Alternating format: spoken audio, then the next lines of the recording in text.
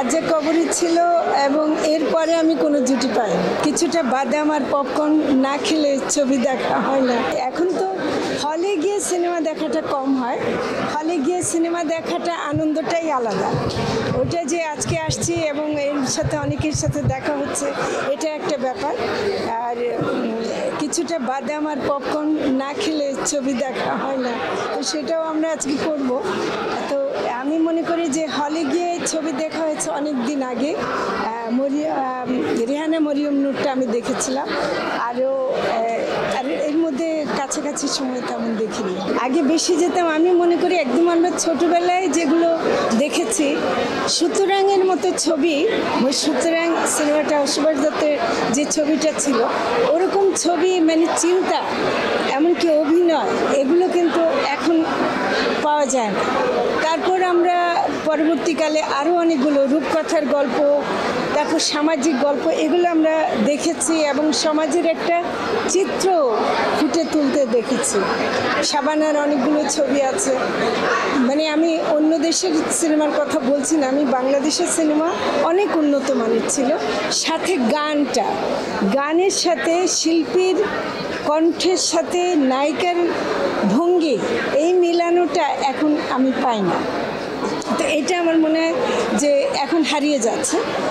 সর্বশেষ একটা মাঝামাঝি সময় আমি বলবো যে আমরা যখন নারী আন্দোলন করতে শুরু করলাম, তখন একটা ছবি আমার কাছে খুব গুরুত্বপূর্ণ মনে হয়েছিল, অঞ্জু ঘোষের সওদাগর ছবিটা।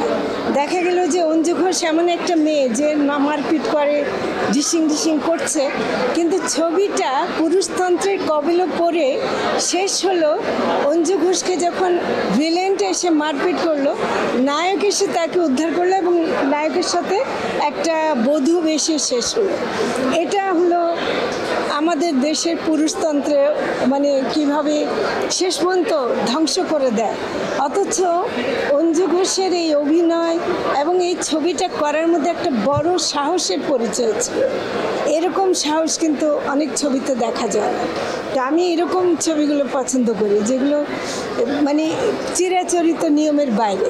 নারীদের নিয়ে সিনেমা হওয়া উচিত, কিন্তু আমি মনে করি যে ট্র্যাডিশনাল চিন্তাটাকে বা পুরুষতান্ত্রিক চিন্তাটাকে প্রতিষ্ঠিত করার জন্য না, ওটাকে নতুন চিন্তাকে আনার জন্য হওয়া উচিত আর কি। মানে এটা এমন না যে নারী এরকম হলে ভালো, এরকম সনাতনী চিন্তা, এগুলো যেন না হয়। নারী যে নতুন কিছু করতে পারে, নারীর যে নিজস্ব সত্তা আছে, তার ব্যক্তিত্ব আছে, এগুলো যেন আসতে পারে। আজকে একটা গার্মেন্টের শ্রমিক মেয়েকেও যদি আপনি সিনেমার মূল বিষয় করেন, দেখবেন যে প্রচুর নারী কেন্দ্রিক ছবি হিসাবে আসতে পারে। একটা শ্রমিক নারীকে নিয়ে আসেন, একটা কর্মজীবী নারীকে নিয়ে আসেন, এদেরকে নিয়ে এসে কাজ করা ভালো। আমাদের সরকার তো খুব কম সময়ের মধ্যে হয়েছে, এখনও সিনেমা করতে পারছে না। তবে আমি মনে করি যে রাজনৈতিক পরিস্থিতি বা মানুষের বঞ্চনা, মানুষের কষ্ট, মানুষ কোথায় গিয়ে মনে করেছে যে তার মর্যাদা ক্ষুণ্ণ হচ্ছে, ওরকম ছবি যদি আগামীতে আসে, মানে পরবর্তীকালে কোনো সরকারকে দায়ী করে না বা কোনো ব্যক্তিকে দায়ী করে না, কিন্তু একটা সমাজ আমরা 15 বছর ধরে যাকে আমরা ফ্যাসিবাদ বলি, সেটা আমাদের প্রত্যেকের জীবনে কিভাবে প্রতিফলিত হয়েছে, এটা কিন্তু আমার মনে হয় যে এখনকার যদি তরুণরা এগুলো নিয়ে আসেন তাহলে খুব ভালো হবে।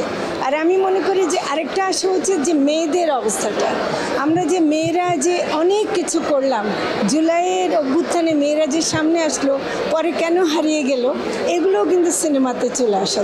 রাজ্জাক কবরী তো ছিল, মানে এটা মানে অস্বীকার করতে পারবো না। রাজ্জাক কবরী ছিল এবং এরপরে আমি কোনো জুটি পাইনি।